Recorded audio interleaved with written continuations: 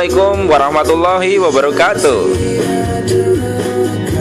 Selamat sore teman-teman. Berjumpa lagi dengan saya Arif RH dalam program audio yang saya share secara free di dunia maya. Ya, sebuah lagu dari grup band Andre and the Backbone dengan judul Hitamku ya.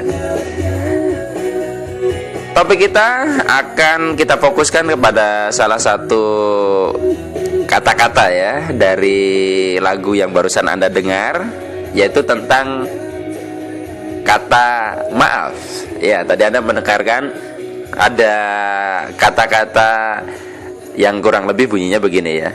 Maafkan kata yang telah terucap. Ya. Mungkin kita dalam keseharian karena manusia adalah makhluk yang mungkin kadang khilaf, kita kadang-kadang berkata-kata lalu menyakiti orang, dan itu kadang menimbulkan sebuah penyesalan tersendiri bagi kita, sehingga kita ingin mengulangi waktu untuk bisa menghapus, memperbaiki apa yang telah kita tidak sengaja lakukan bahkan. Ya, tema kita hari ini adalah tentang memaafkan ya, forgiving. Tema kita adalah maafkan. Dalam suasana Idul Fitri ini saya kira pas kalau kita bahas ini ya. Ya. Jadi teman-teman, sebelum kita bahas yang lebih jauh, ada satu hal yang paling dasar. Kita bisa mampu memaafkan itu dimulai dari sini sebenarnya apa? Yaitu adalah sebuah pertanyaan sederhana tentang why. Kenapa sih kita harus memaafkan? Kenapa kita harus memaafkan? Karena kalau ini tidak difahami, kita sulit untuk melakukan. Ada satu dimensi yang menjadi pokok perhatian kita adalah kenapanya dulu. Karena kalau kenapanya ini sudah kita tahu, maka untuk melakukannya kita mudah. Seperti halnya kalau kita lagi hari libur itu kan kadang dari pagi sampai sore nggak mandi-mandi ya. Apalagi dingin, cuacanya nggak ada kerjaan. Apakah kita karena tidak tahu caranya mandi? Bukan kan? Kita belum menemukan alasan why saya harus mandi. Kalau kita sudah menemukan alasannya, karena kita mungkin badannya mulai gatal-gatal ya, kita akan bergegas untuk melakukan mandi. Ya, bukan tidak tahu caranya. Kita sudah tahu caranya pun percuma. Jadi yang kita bahas di sini pokoknya adalah kenapa dulu. Nah, untuk kenapa ini banyak sebenarnya yang bisa kita kaji. Tapi intinya adalah ujung-ujungnya tentang kebaikan. Tentang kebaikan baik secara jiwa maupun raga. Kesehatan. Jadi sudah terbukti oleh pengetahuan modern bahwa ketika kita menyimpan perasaan dendam, kebencian, yang rugi itu kita. Contohnya gini, kalau Anda benci sama saya, yang tidak bisa tidur siapa? Anda kan? Sayanya mungkin yang tidak merasa atau tidak merasa membuat satu kesalahan kepada Anda, saya bisa tidur nyenyak. Anda yang mikirin saya, ya kan, nggak bisa tidur, Anda yang rugi. Yang terganggu jiwanya juga Anda.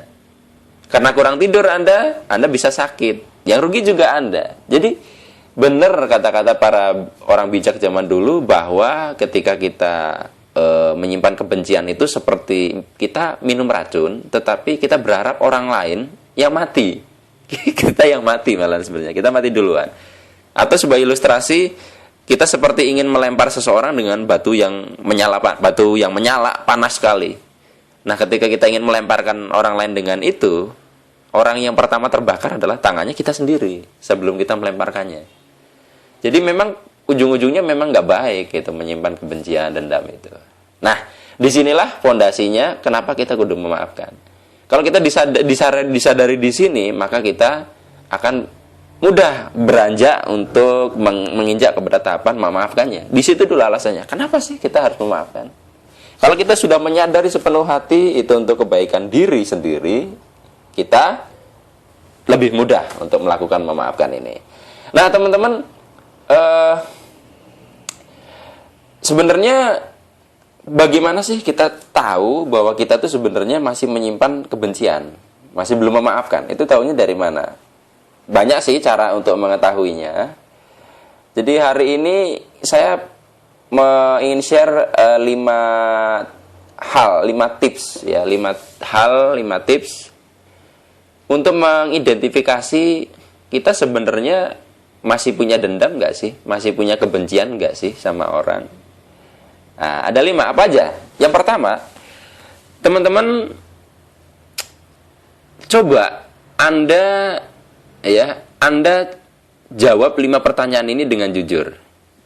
Yang pertama, ada nggak sih yang orang yang telah Anda putuskan tali silaturahminya?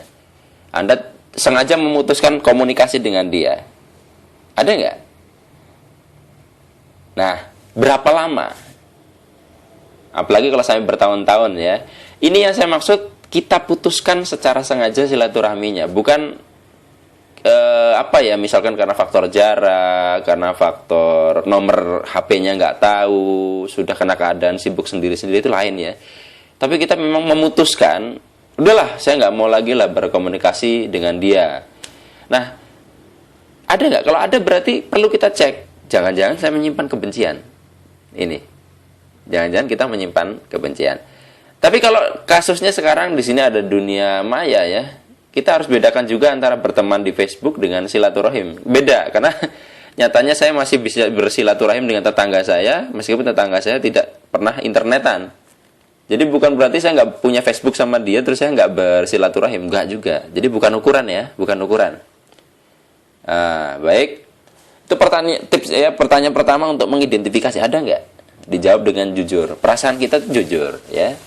Yang kedua, ada nggak orang yang setiap kita ingat di dalam memori kita itu membuat kita tidak nyaman?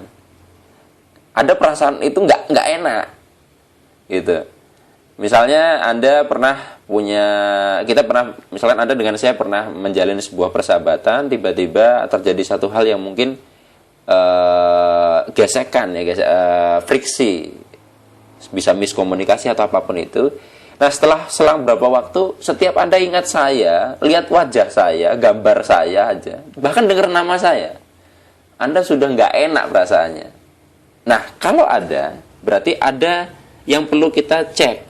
Ini sebenarnya kenapa ya kok setiap saya mengingat Arif itu kok seperti memicu suatu perasaan tertentu yang tidak nyaman. Jadi seperti tombol emosi nggak enak.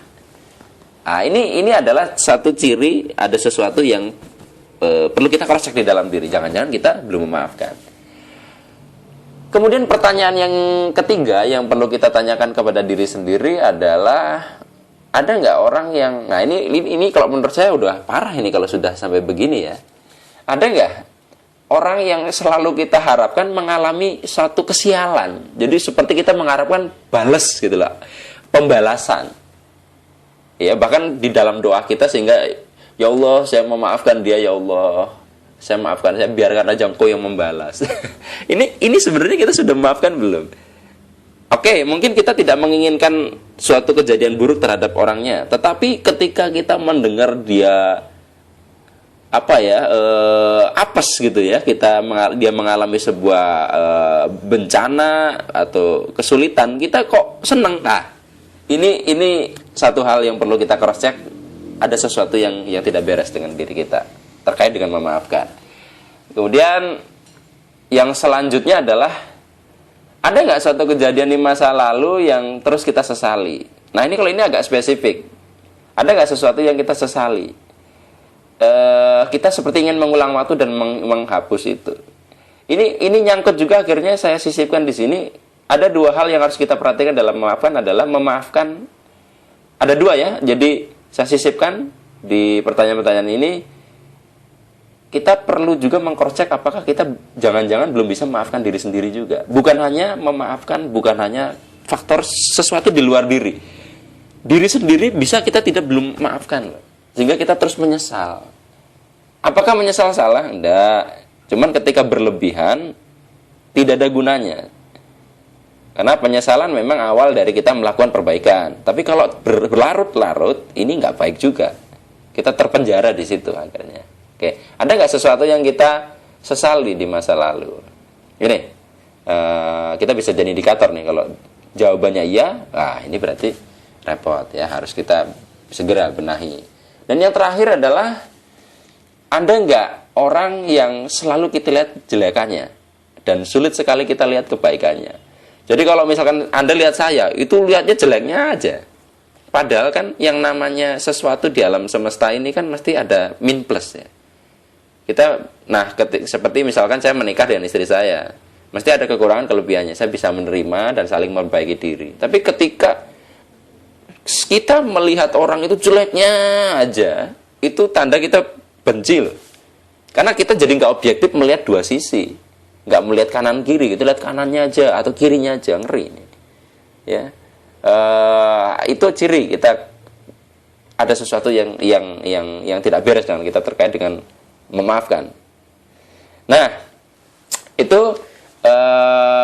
tadi saya udah share pertama tentang alasan. Kita temukan dulu alasan kita untuk memaafkan, untuk pondasinya. Lalu kita identifikasi dengan 5 pertanyaan tadi. Nah, ketika sudah ketemu jawabannya, apakah tadi, mudah-mudahan tidak ya. Kalau 5 pertanyaan tadi yang untuk identifikasi itu semuanya ya, wah ngeri ya. Kita memutuskan silaturahim, setiap ingat orangnya kita tidak nyaman. Kemudian kita mengharapkan dia mengalami kesialan, kita terus menyesali suatu kejadian di masa lalu, dan terus kita melihat kejelekan seseorang terus. Itu berarti komplit 5-5-nya, wah ngeri. Ya, nggak baik untuk jiwa raga kita.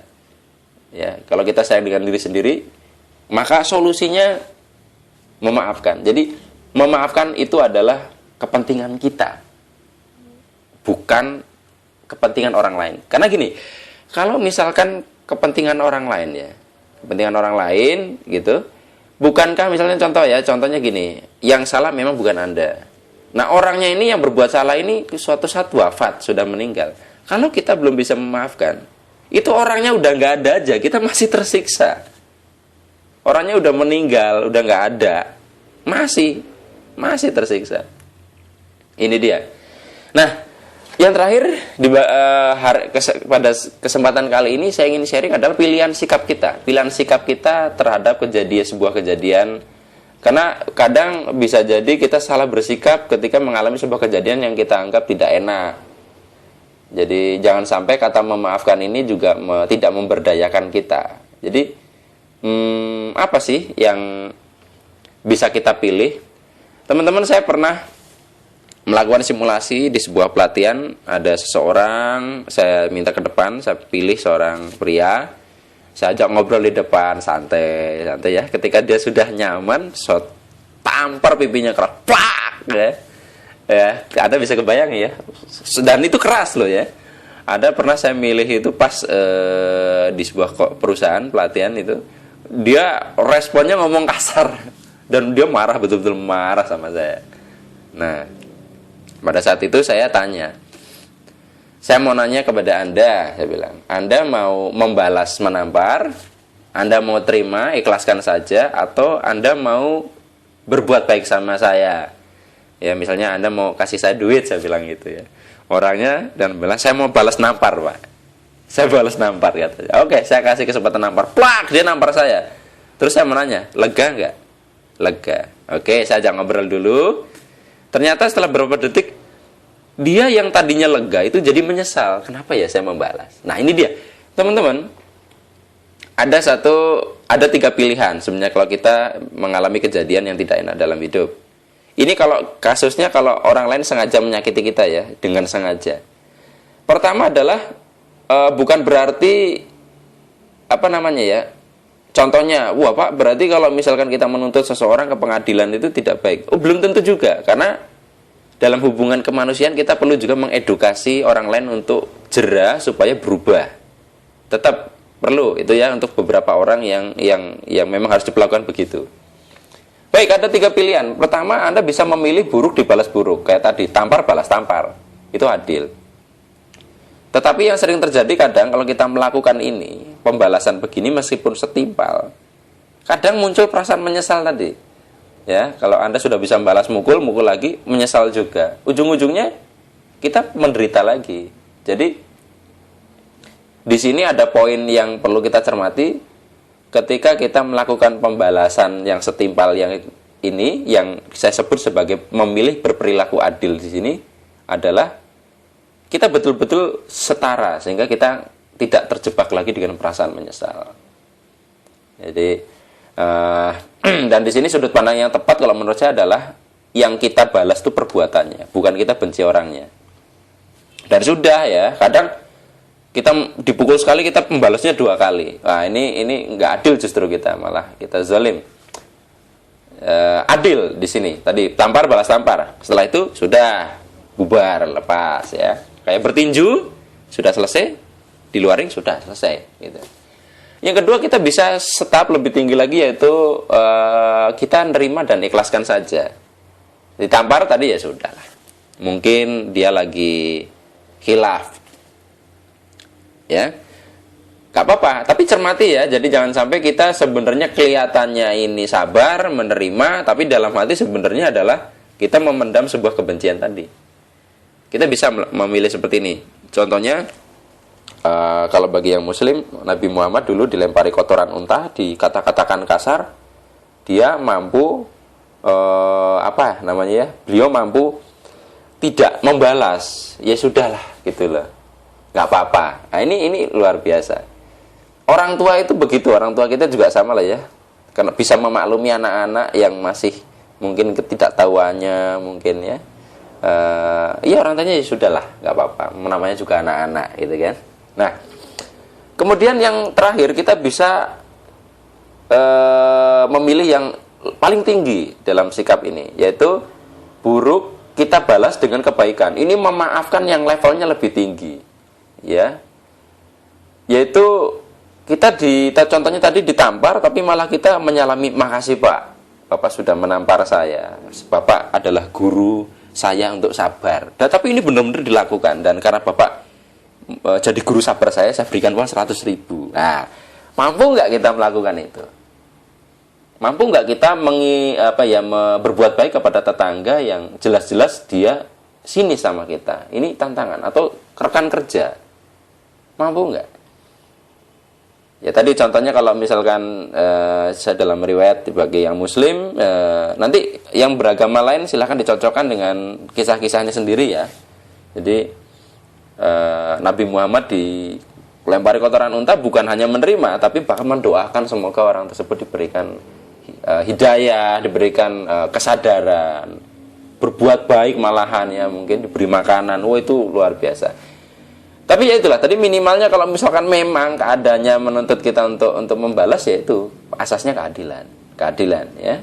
Anda bisa memilih untuk selevel lebih tinggi, baik dan mulia ya, adil, baik, mulia. Nah, ini adalah pilihan sikap kita saat memaafkan. Kita sudah bisa memaafkan dengan 3 pilihan ini. Tapi mudah-mudahan kita dijadikan oleh Tuhan sebagai pribadi yang bisa ke arah kebaikan tadi, orang baik dan mulia. Itu dia. Nah, teman-teman semua, bila Anda ingin mengkaji lebih jauh apa yang hari ini kita bahas, Anda bisa mengakses Facebook saya, Arif RH, semogarif@gmail.com ya. Saya ulangi, semogarif@gmail.com, atau Anda bisa buka website saya, http://ikhlaspasrah.com. Hanya ini yang kita bahas pada kesempatan kali ini. Terima kasih atas perhatian Anda. Kita sambung lagi pada kesempatan berikutnya. Saya akhiri. Wassalamualaikum warahmatullahi wabarakatuh.